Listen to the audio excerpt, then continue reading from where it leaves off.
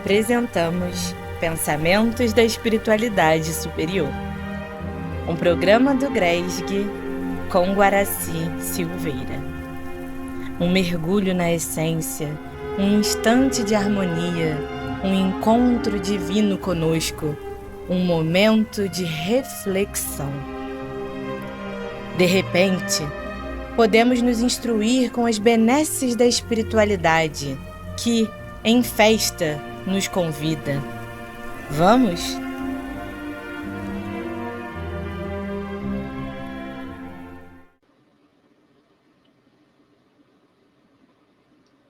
Pensamentos da Espiritualidade Superior, artigos constantes da Revista Espírita, publicada por Allan Kardec mensalmente, de 1858 a 1869.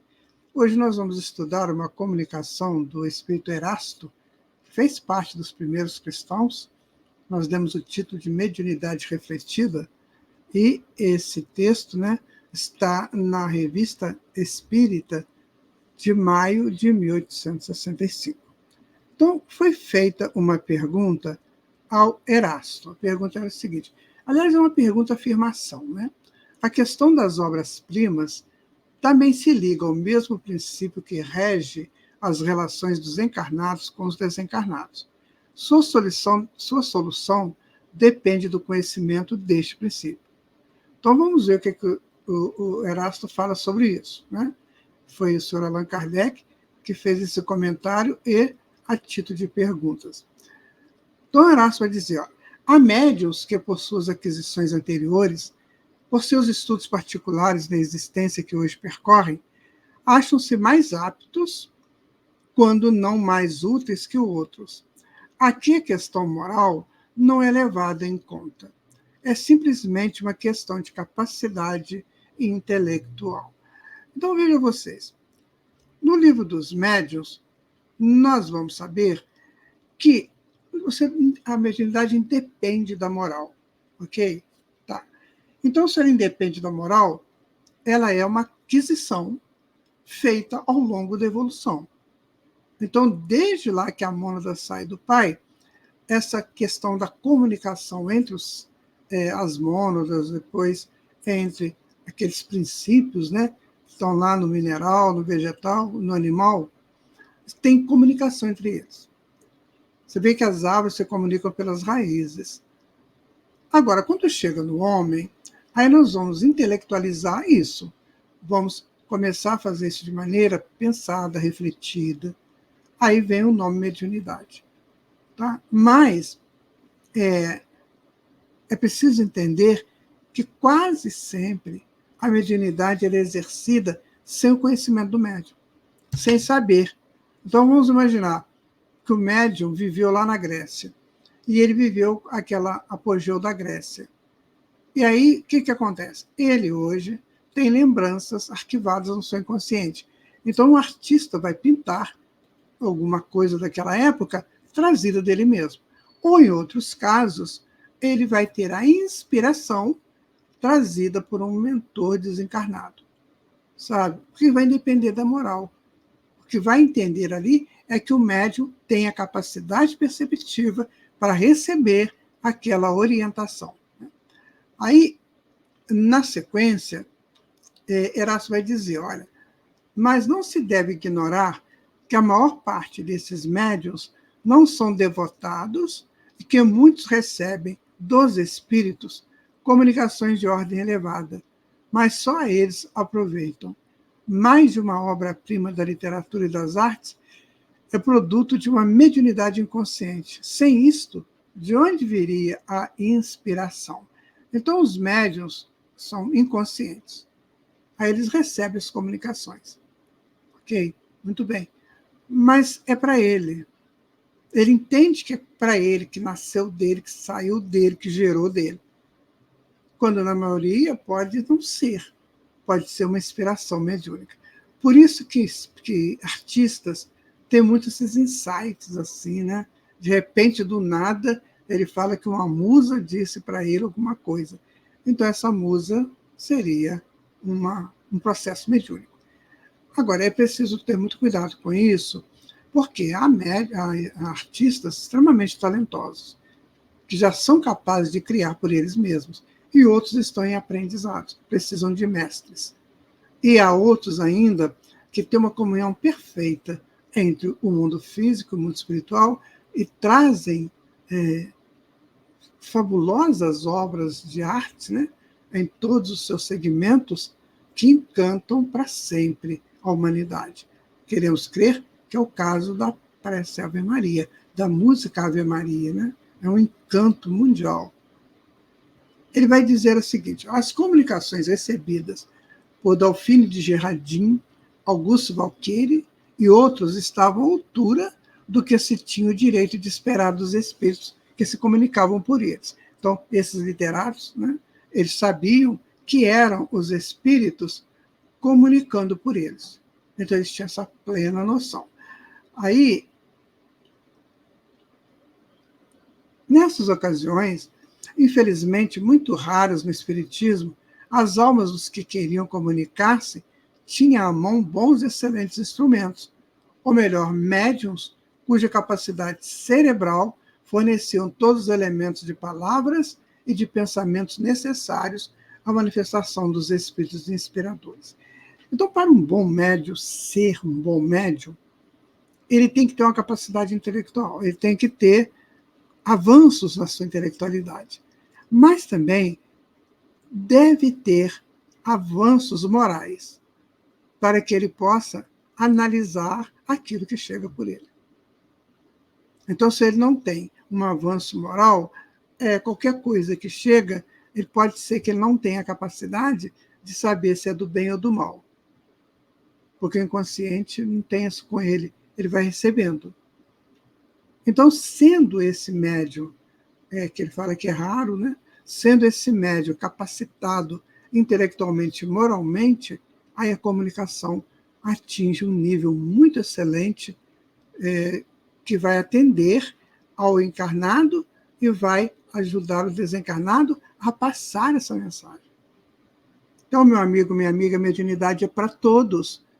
Não é só espírita, não, isso é para todo mundo. É só você estudar a história que você vai encontrar grandes médiuns, que o espiritismo nem existia ainda. Agora, o espiritismo ajuda a gente a entender o processo. Essa é a diferença, né?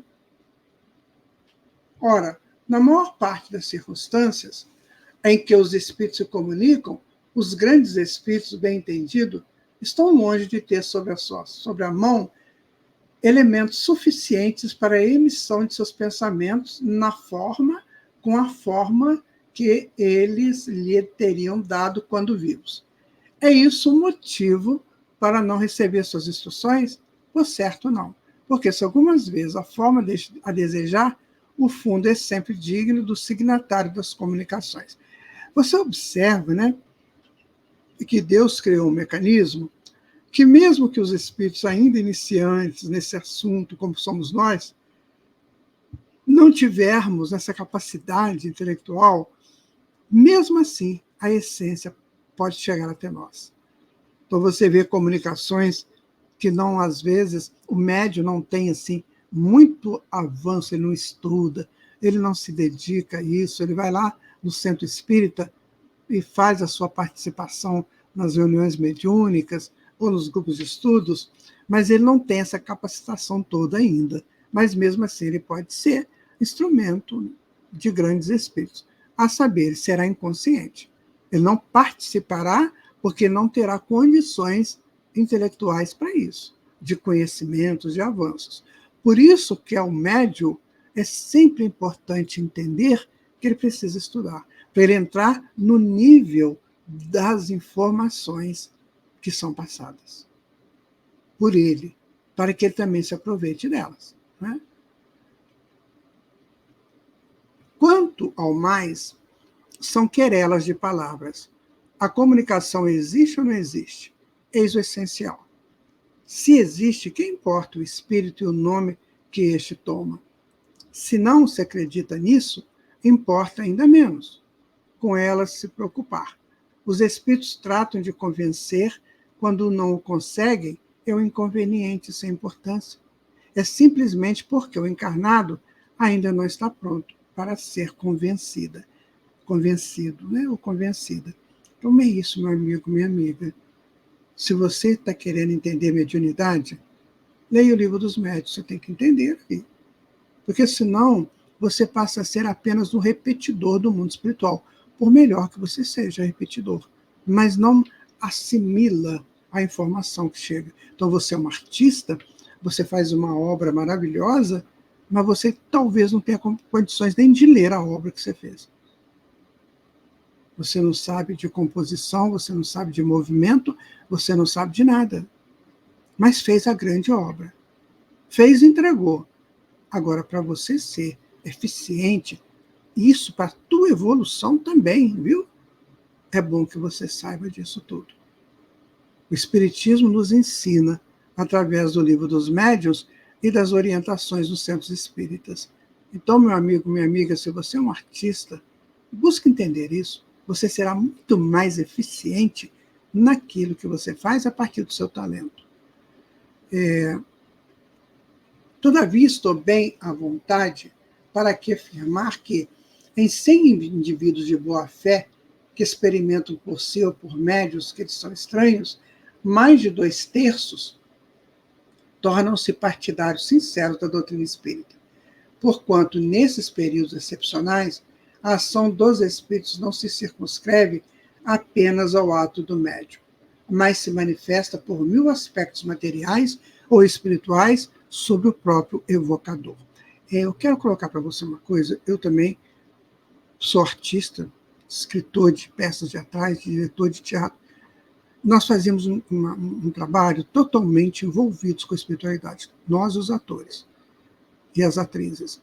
Então o trabalho ficava, em certo momento, divino, porque nós entrávamos em contato com a espiritualidade e ela nos ensinava. Então penso que a arte do futuro será divina, em todos os seus aspectos. Vencidas essas etapas que nós estamos aí, com muitas ideias, né? Muitas coisas que não condizem com a espiritualidade superior ainda, passarão a acontecer. Então, a arte de daqui a um tempo, não podemos precisar isso, mas ela será toda espiritualizada. Nós já temos sinais disso. Né? Então, agora que cada artista começa a refletir sobre isso. A arte do futuro será a arte espiritualizada, né? Completamente espiritualizada. Em suma, nada é absoluto e sempre chegará uma hora mais fecunda, mais produtiva que a hora presente. Aí está, meus amigos, minhas amigas, a informação do Espírito Erasto. Se você é artista, comece a pensar na arte espiritualizada. Estudar o Livro dos Médiuns, estudar o Evangelho de Jesus, para você ser um porta-voz do bem. Muita paz, fique com Deus. Obrigada por estar conosco nesse estudo. Aguardamos você para o próximo encontro de pensamentos da espiritualidade superior.